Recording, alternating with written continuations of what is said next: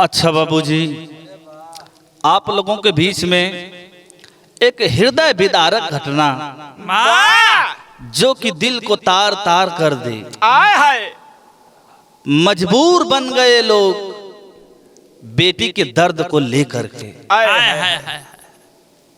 कवि जी और जनमानस के लोग आज इस जमाने में क्या हो रहा है, या कैसे लोग बर्दाश्त कर रहे हैं, बड़ी भयावह बड़ी विचित्र स्थिति होने वाली है। कवि जी 4 लाइन भूमिका में भाव लिखते हैं।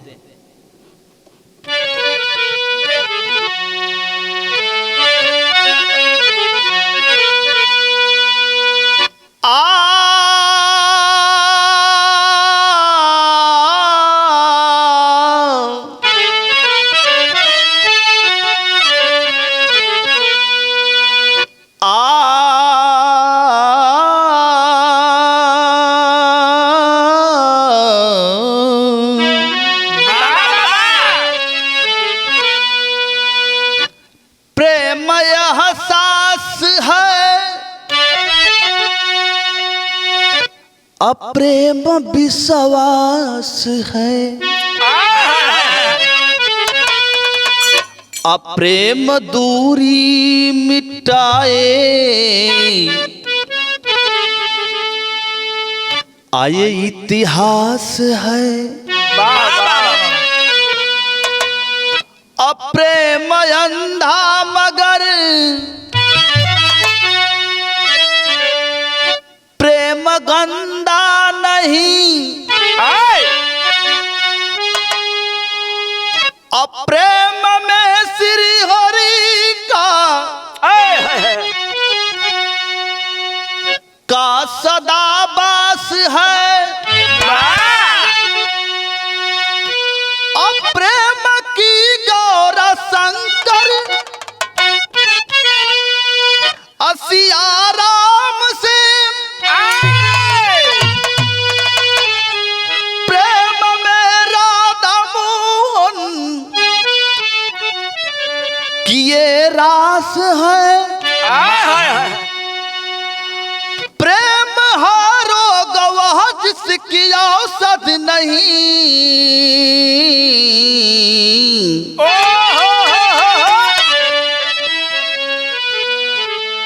अप्रेम हर मर्ज की पर दवा खास है।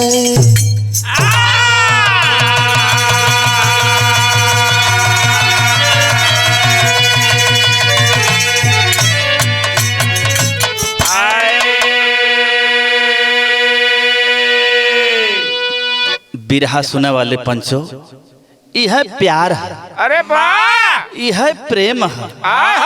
कोई का देखा दिल लग जाला माई से, कोई का बाबूजी से, अरे वाह, संगी साथी इष्ट मित्र नात रिश्तेदार परिवार से कहीं वही जना है।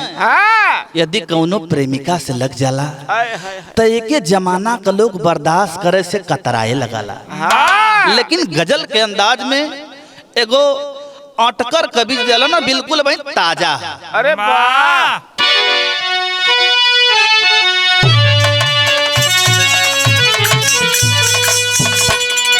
किसी साथी की बड़ी हरकत खुमार पे चढ़ी है और अपनी हरकत को बयां कर रहा है दोस्तों के साथ में। क्या कह रहा है? क्या?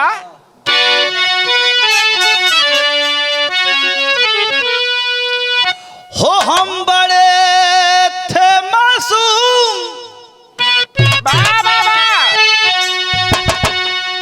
हम बड़े थे मासूम,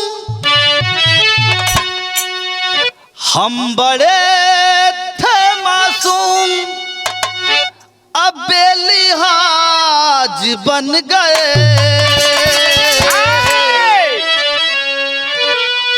धोखेबाजों में रह रह के धोखेबाज बन गए। ओ धोखेबाजों में रह रह के धोखेबाज बन गए, धोखेबाजों में रह रह के धोखेबाज बन गए।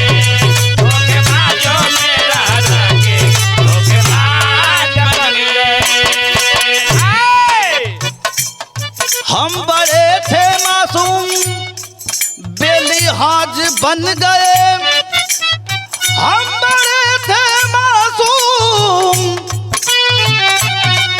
बेलिहाज बन गए। अरे धोखेबाजों में रह रह के धोखेबाज बन गए।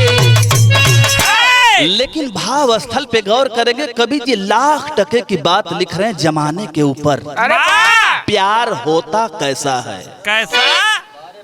कैसे? कि प्यार करता सुखी, बड़ा सुख बड़ी शांति का अनुभूति मिले। कब? कब? कि प्यार हर करता सुखी,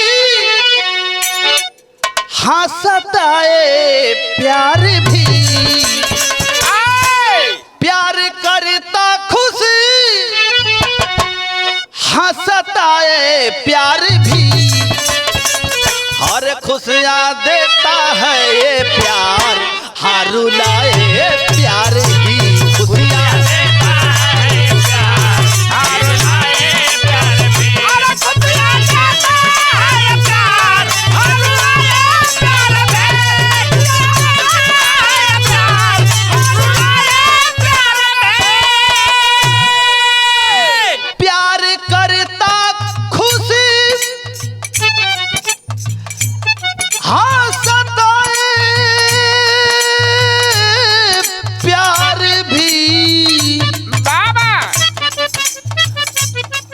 खुशियाँ देता है ये प्यार, हाँ रुलाए प्यार भी, हाँ रुलाए प्यार भी। क्या बात है? प्यार देती जिंदगी, प्यार देती जिंदगी हम, प्यार देती जिंदगी हम आए प्यार ही प्यार।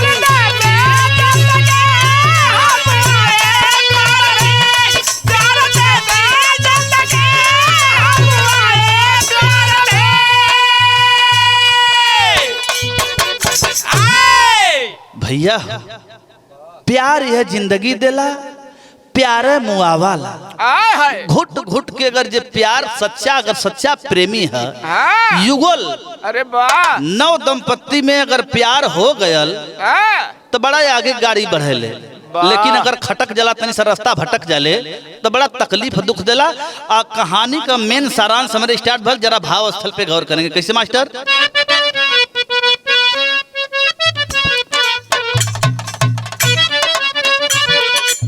प्यार करे वालन बदे के कवि जी लिखत हुन एक सच्ची घटना आधारित बिहार के अभी हाल ही में जो वायरल हुआ था, बड़ी दर्दनाक घटना है। गौर करेंगे एक पंक्ति पे। प्यार की दुनिया में करोड़ों है तहरीर मिली, जिलाया ररिया बिगड़ी प्यार की तस्वीर मिली। थाना रानीगंज बढ़ौल गाँव सानी है, आरती छोटू यादव प्रेम की कहानी है। धीरेन्द्र यादव आरती के छोटी बाला है, पुत्र रविकांत जिनके घर के पास शिवाला है। रहरिया गांव जो वहीं से कुछ दूर सही, उमेश यादव वहीं के रहे मशहूर सही। बेटा छोटू यादव ननिहाल आता जाता था, बड़ौल गांव से पवित्र उसका नाता था। छोटी आरती को देखा प्यार की लव जली, छोटू आरती को देखा प्यार की लव जली। किया इनकार तो आरती नहीं दाल गली। भाग्य में मिलन लिखा कौन मीठा पाएगा, भाग्य में मिलन लिखा कौन मीठा पाएगा। प्यार के गीत कोई इंसान सदा गाएगा,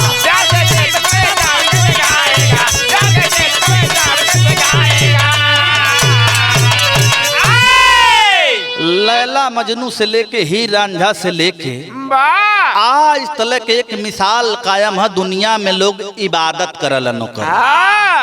ए पंचो बेसी का बतावे के बा, एक संगी रहलन हमारे इलाहाबाद साइड के, बेटवा के बियाह दान कैलन उम्र समय से, बियाह शादी हो गल, पतो के एगो लड़का हो गया। बड़ा तनी मिजाजी आदमी रहलन, फोन पर हमेशा बातचीत होले, तो चाहे कार्यक्रम भी गोले हुअन। हाँ। उनकर हम नाम ना लेवल चाहत है। नहीं नाम मत लिया। पतो के लइका होगल सवेरे के टाइम में लगल गांव भर का गोड़ धर। सवेरे के टाइम में फोन के नंबर के कहे गायन पा लगी गोड़ धरत है। हम कहली काहे बदे भैया, हम जिंदगी भर पर लगी तो के कहली कहा कि हमारे बेटावा भयल तोहरे हो। उनके पतोहिया के भयल गौवा भर घूम घूम सबसे कहे कि हमारे बेटवा भयल है। गांव भर सबसे कहे घर रहलन। हमसे कहलन तो हम कहली अरे भैया तोहरे पतोहिया के बेटवा भल हो, तोहरे बेटुआ के लड़का भल, तोहरे त नाती न भयल है। तो जाए के ठमकलन, लेकिन गौवा भर उनके कियन साँझ ले आयल कल का फलाने लड़कवा तोहार कैसन है। बेचारू को मुंह दिखावे में पतन हो गल। आजकल का प्यार जे करत है जमाना ओकरे संगे यह करत है। मुंह दिखावे में पतन हो जाता, लेकिन एक सच्ची घटना आप लोगों के बीच में है। हमार पूरा कोशिश है कि आप लोगों ने के जरूर पसंद करबा। बिरहा में एक लाइन तर्ज बड़ी बेजोड़ लगल।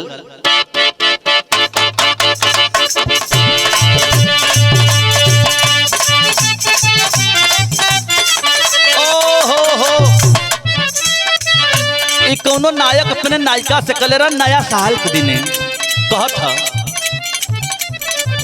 वादा रहे प्यार के ता जीवन भर निभावे के।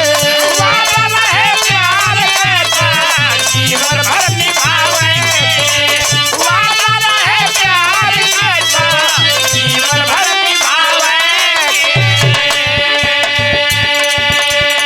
अब फेरो कैलू रोवावे के। तेरे कमल काम ऐसा कैलू रोवावे के। तेरे कमल काम ऐसा कैलू रोवावे के।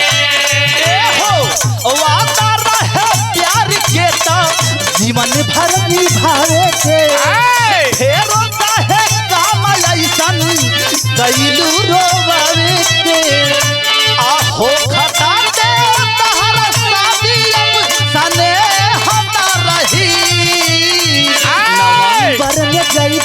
हमार जान तो दिसंबर ले से न रही। नवंबर में चले जब जान तो दिसंबर मेरे देहना रहे। नवंबर में चले जब जान तो दिसंबर मेरे देहना रहे। कवि जी लिखत हवन बिरहा में, जरा गौर करेंगे आप लोग। हाँ से क्या लिखल बा जब तक कैसे कोई रोई हो। हाँ से क्या लिखल बा बाबा कैसे के हो रोई हो। हाँ से क्या लिखल बा बाबा कैसे के हो रोई हो। वक्त सन जोग के वियोग कैसे होई हो। वक्त सन जोग के वियोग कैसे होई हो। वक्त सन जोग के वियोग कैसे होई हो। हाँ से क्या लिखल बा जब तक कैसे कोई रोई हो। वक्त सन जोग के वियोग कैसे होई हो।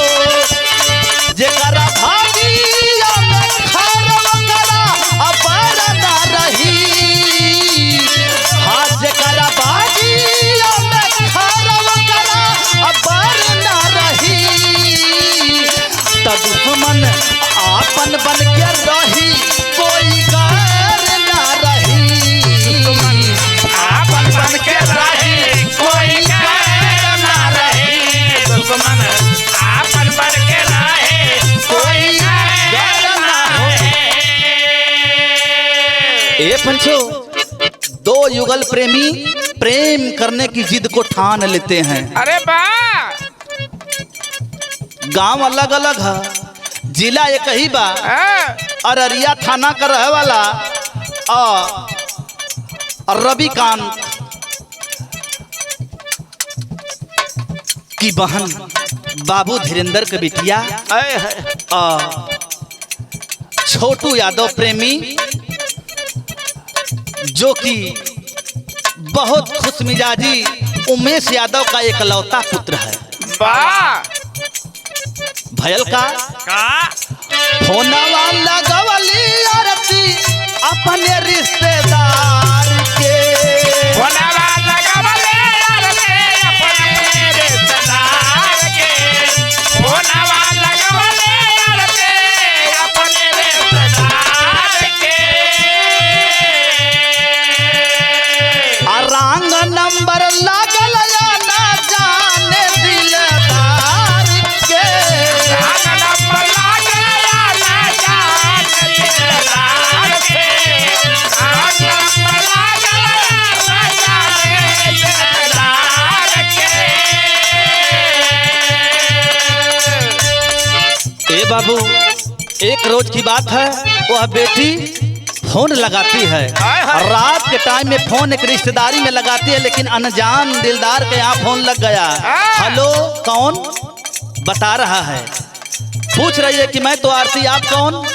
इतना में भल का संगी हो जब की बेर ना रही, संगी हो जब की बेर ना रही, तो दुश्मन आपन बन के रही, कोई बैर ना रही, तो दुश्मन आपन बन के रहे, कोई बैर ना रहे, दुश्मन आपन बन के रहे, कोई बैर ना रहे। पजरे केरा या बैर के पेड़ कबो ना रहा। अगर केरा का पता ही हिलत है, बैरिया छाट देवल करी वही तरह फाटले, वही तरह प्रेमी युगल का फोन पर बात चालू भइल, वार्ता चालू भइल। कुछ देर बीतले के बाद वह अनजान लड़की परिचय पूछती है, तो वह लड़का बताने लगता है कि मैं यहाँ का रहने वाला हूँ और मेरा यह पता है, बाबू उमेश यादव का मैं एकलौता लड़का हूँ। रंग नंबर कह करके वह लड़की काट देती है फोन। रात में पहले दिन 3 बार फोन आता है, बात नहीं हो पाती है, टाल देती है वह आरती। लेकिन दूसर के दिन का भयल बिरहा में फिर एक लाइन तर्ज लग गई।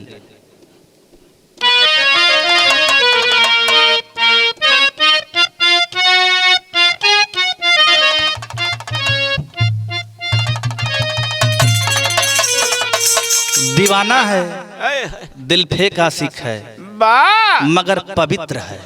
कह रहा है, क्या कह रहा है? प्यार में पवित्रता है। रात के टाइम में दूसर के दिन वह प्रेमी अनजान बन करके फोन करता और कहता है, क्या कहता है? क्या कह कि सुना बतिया हमार बेकरार रही ले, हो सुना बतिया हमार बेकरार रही ले, काहे तड़पाव तारू तोह से प्यार करी ले, काहे तड़पाव तारू तोह से प्यार करे ले, काहे तड़पाव तारू तोह से प्यार करे ले, काहे तड़पाव तारू। मैं तुम्हारे प्यार में बिल्कुल पागल हो चुका हूँ आरती, तुम क्यों नकार रही हो? देखा ही सच्चा प्यार है।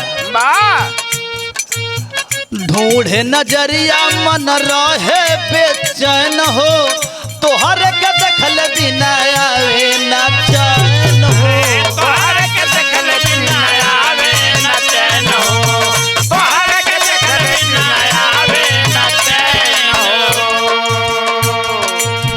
तो रोज फोनवे हाँ रोज फोनवे पे तहरा इंतजार करी ले, काहे तड़पाव तारू तोह से प्यार करी ले, काहे तड़पाव तारू तोह से प्यार करे ले, काहे तड़पाव तारू तोह से प्यार करे ले, काहे तड़पाव तारू। एक बात और कहा था, जियते जरावा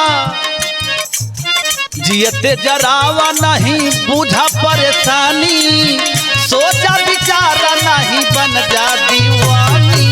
सोचा बेचारा नहीं बन जा दीवानी, सोचा बेचारा नहीं बन जा दीवानी। हाय हा तन्हाई डरावे,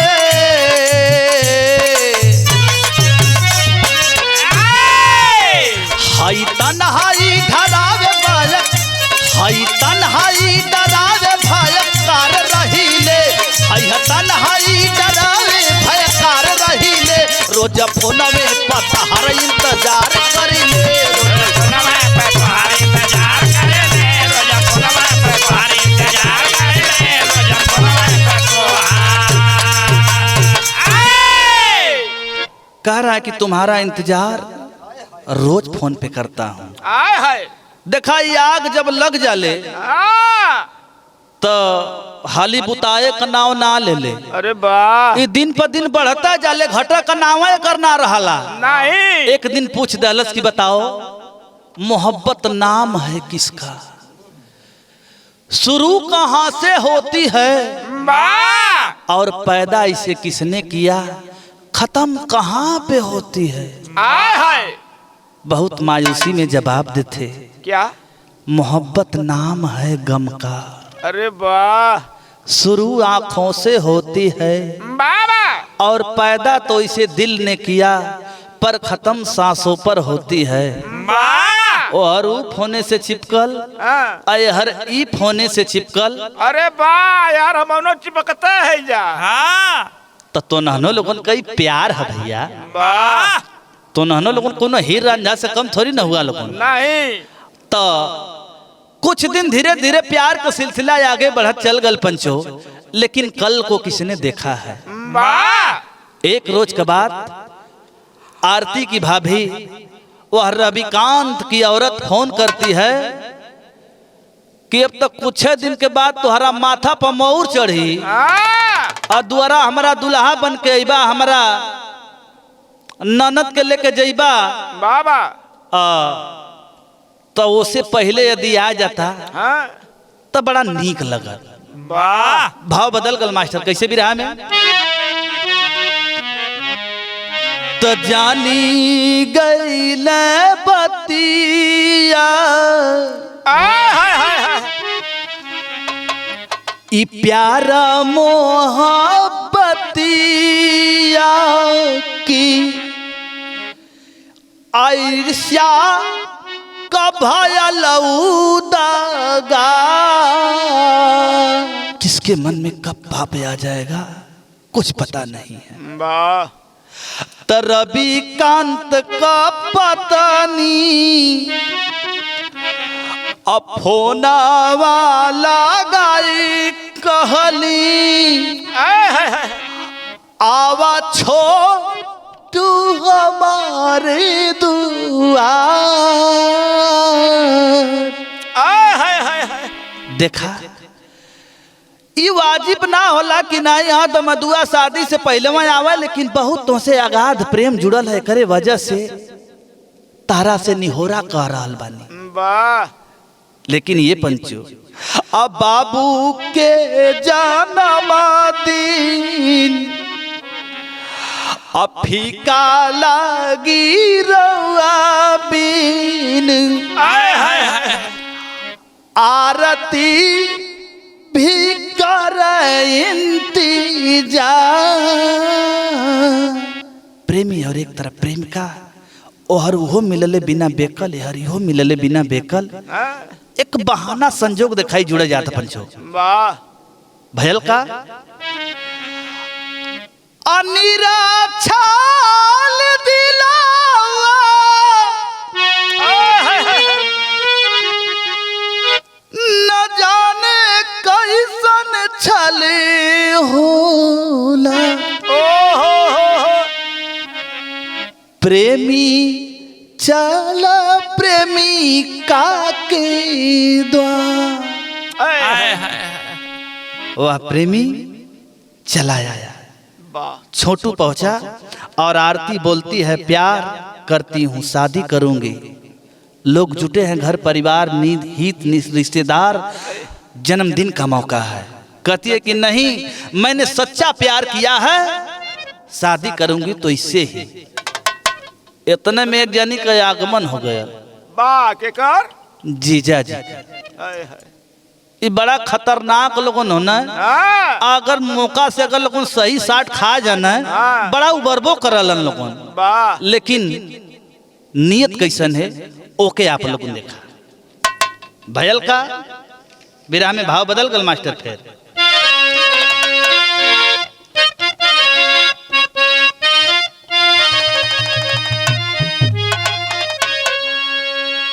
रात बीतल, धीरे धीरे 12 बजे वाली टाइम बा।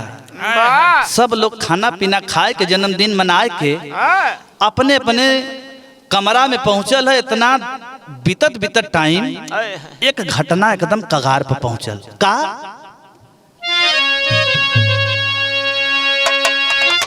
अकी बाबू दरोगा जी, हाय अरे कवन गुनैया बधला पियवा मोर। बाबू दरोगा जी अरे कवन गुनैया बंधला पियावा मोर। बाबू दरोगा जी अरे कवन गुनैया बंधला पियावा मोर। बाबू दरोगा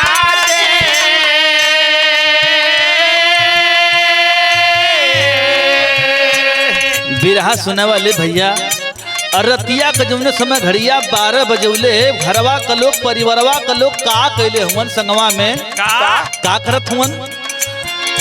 अरे तब बाबू अवसरिया में हाय बैठल बाड़े मुहवा के लटकाए। बाबू अवसरिया में अरे बैठल बाड़े मुहावा के लटकाए। बाबू सरिया अरे बैठल बाड़े मुहावा के लटकाए। बाबू सरिया में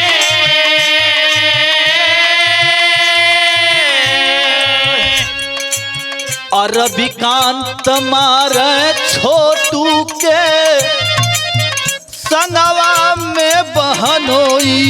हाय हाय हाय काकी काहे के मारत बाटा हमारा की। हाय छोटू कवा रोई रोई के बाबू वो सरिया में। अरे बाबू वो सरिया में देहला बिजली सरिया में दवड़ाए। बाबू सरिया में अरे दहला बिजली सरिया में दवड़ाए। बाबू सरिया में अरे दहला बिजली सरिया में लटोराए। बाबू सरिया में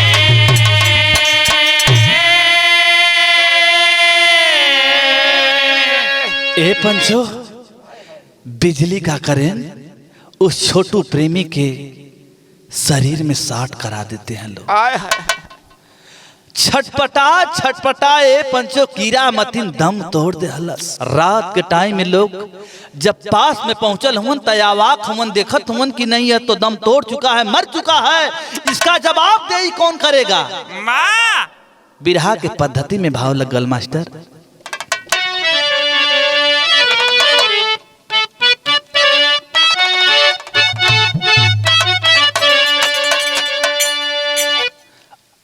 अरे मोरे राम बाबा बेचारी कस बिताई है दीनवा। आए अरे बेचारी कस बिताई है ओहो बेचारी कस बितई है दिनवा, और शादी से पहले विधवा बन गई कुमारी।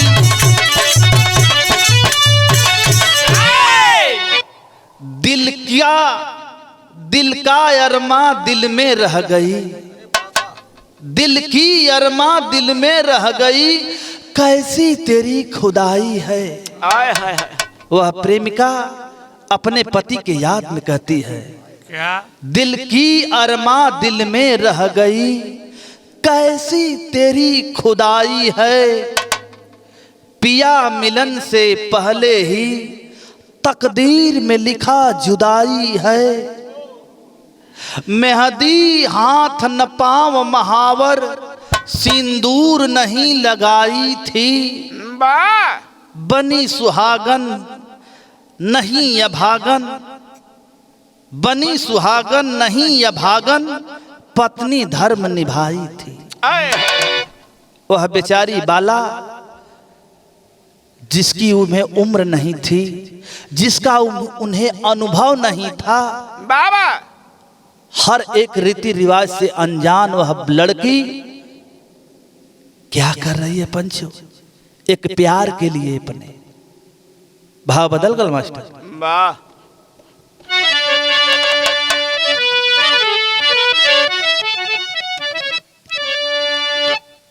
लोग लाश के ठिकाने लगावे के इंतजाम लगावत हवन, सौपल चाहत हवन कि ना यहाँ परिवार के लोग आए के लसिया के ले जात। लेकिन सवेरे के टाइम में जब दरवाजा खुलल, वह लड़की देखी है लाश को, विक्षिप्त हो गई, पागल सी हो गई है, आवाज बिल्कुल पड़ी है, केस बिखरी हुई, आंख बिल्कुल लाल लाल करके और अपनी बदकिस्मती पे रो रही है, खुदा से यही पुकार कर रही है। क्या कर रही है? ऐसे कोने का बिलरिया बनाई,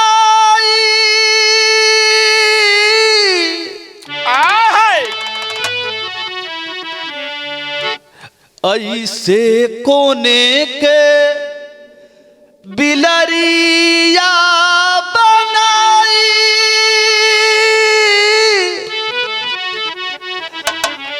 कहवा गईला तू छोड़ी के पराई।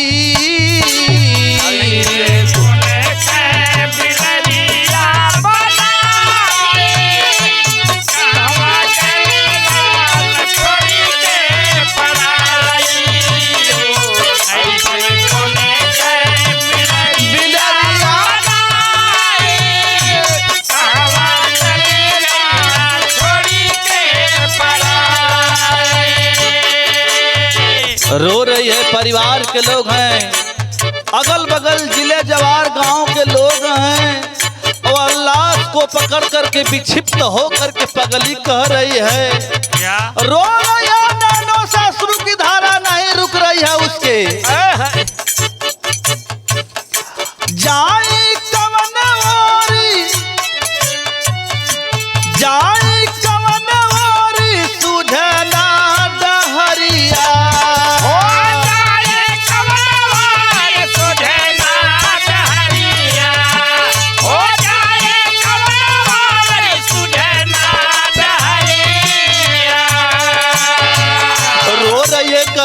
कि जाई कवन ओरी, सुझना डहरिया।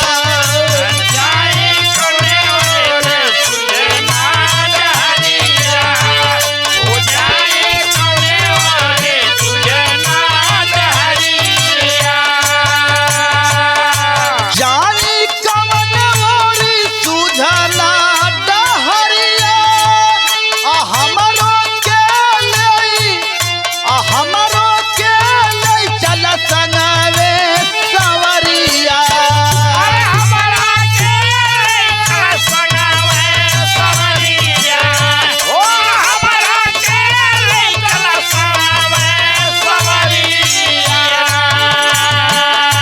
हमरो के ले चल संग सवरिया।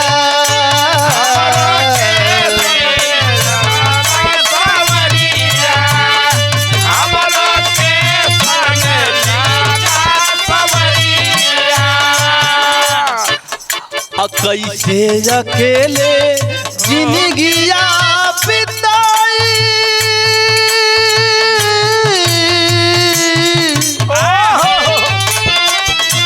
कैसे अकेले जिंदगिया बिताई, कहाँ गइला तू छोड़ी के पराई। कहाँ गइला तू छोड़ी के पराई, ओ कहाँ गइला तू छोड़ी के पराई।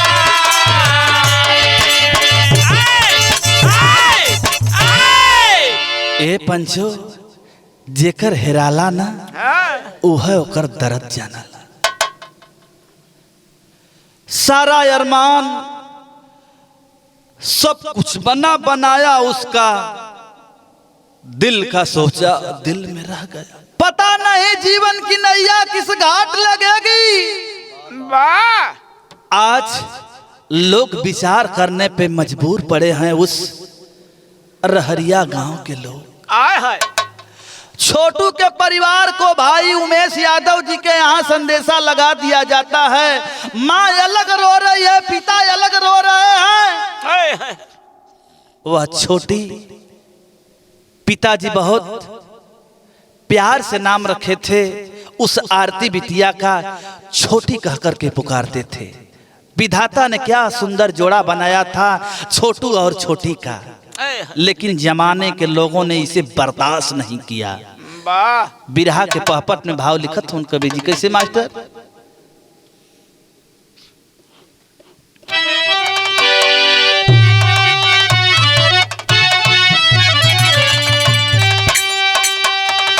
अरे तो दौड़ गई है थाने पर बिल खाई, भाई गजब किया। अरे दौड़ गई है थाना पर बिल खाई, भाई गजब किया। संग में मेरे जीजा था अन्यायी, भाई गजब किया।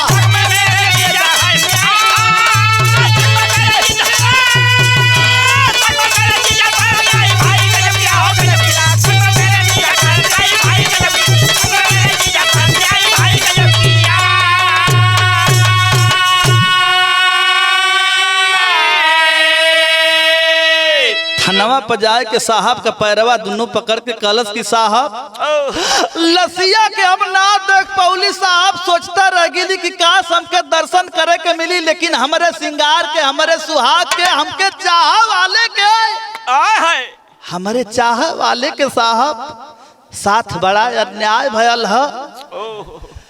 मरलन लोगों ने यहाँ तक बर्दाश्त आर वार बगलिया में देवलिया में कपार लड़ौने साहब वो बर्दाश्त भल, लेकिन गजब तो वो घरी भल साहब जौने घरी बिजली का करंट लोगन छुआ जालन। हमारे जोड़े को लोगों ने तोड़ दिया। रो रही है साहब का चरण पकड़ ले है और कहते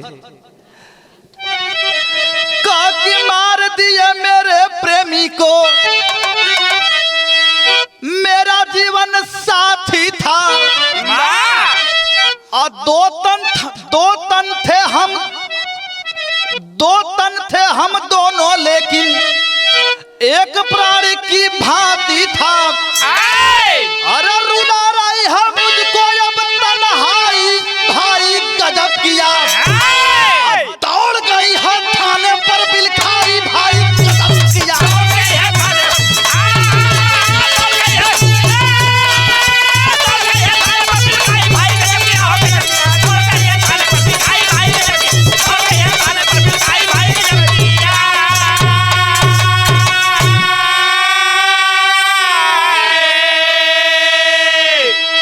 ए पंचो, ऊपरा वाला जौन ये ऑटोमेटिक सिस्टम लगौले है ना, पूरा कैमरा से रिकॉर्ड करल कराला हमेशा। दीनानाथ कचहरिया में न्याय होला हो, वहाँ न्याय का कोनो मतलब ना है। तुरंत कैला तुरंत ओकर हिसाब किताब अपन ला भयल का।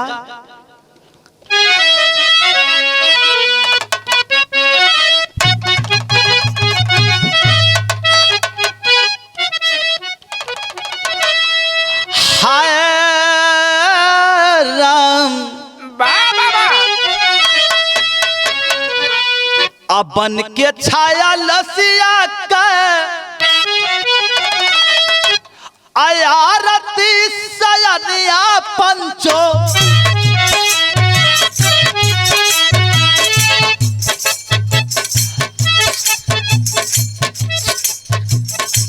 चाहे चीर घर चाहे हो खाए समस्या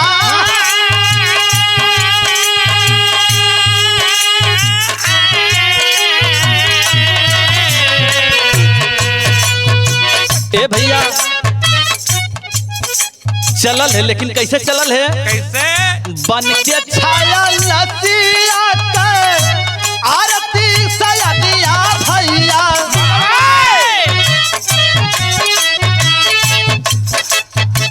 और चाहे चीर घर चाहे हो खाए समस्या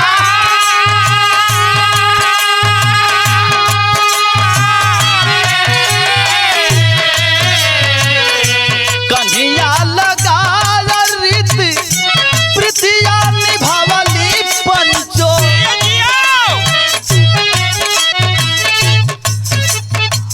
अयगिया लगावा मुहावा फांसी जा दुखम्बा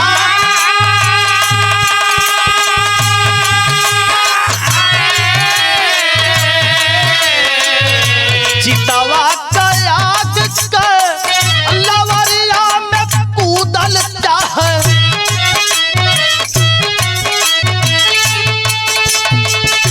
चितवा में दुखवा अयगिया महा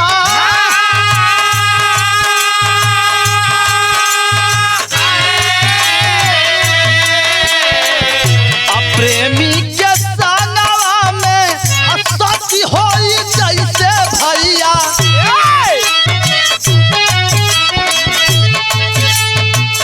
खुद के चाह चितवा नया बन देवा जा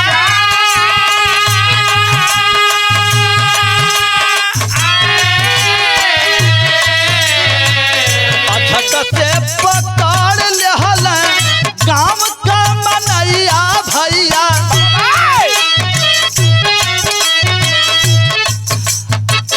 बड़ा समझवला परमानी दुखमा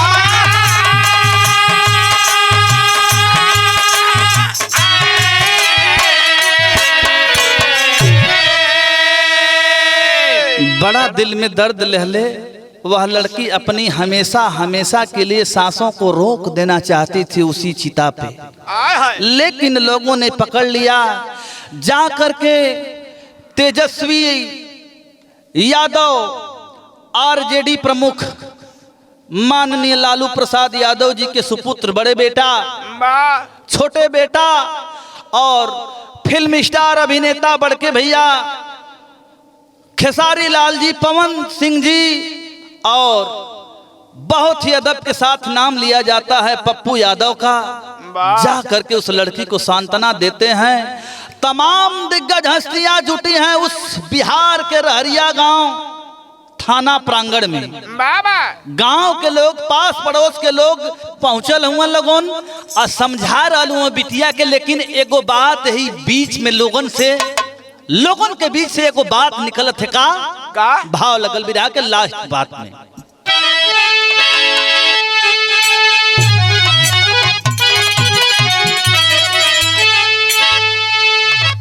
खींची नहीं लकीर अवसयानी आरती आयासिक सिरवा झुकाव पूज्य मानी आरती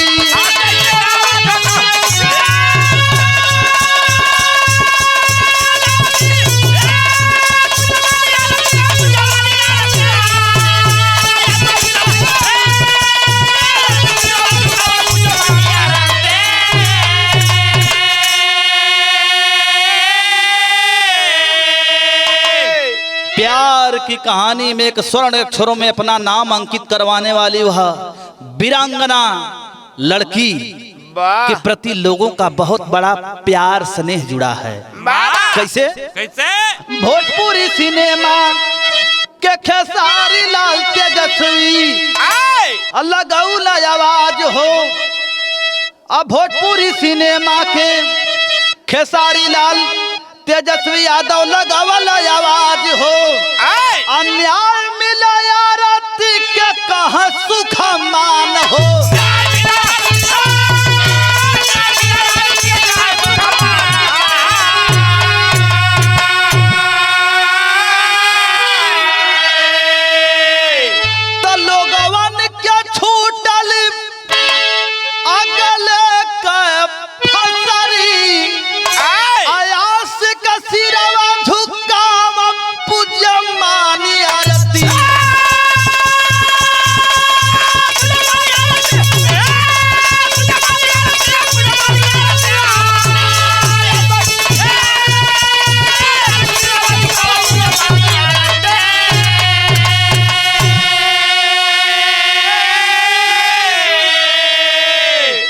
सभी लोग लगे हुए हैं। भारत सरकार भी अपने स्थान से लगी है, प्रदेश सरकार अपने स्तर से लगी है, अगल बगल के सम्मानित लोग भी अपने स्तर से लगे हैं। देखिए आगे इस कहानी में क्या होता है। गुरु घराने का परिचय लगल किसी मास्टर। गुरु बिहारी गुरु गणेश गुरु रामलाल के लीला और राम खिलावन बच्चन चंद्रिका स्वर्गे में सुख मिला। बेचारी कस बीतई है दिनवा दास भगवान चंद्रिका मनोज की लयदारी। बेचारी कस बीतई है दिनवा।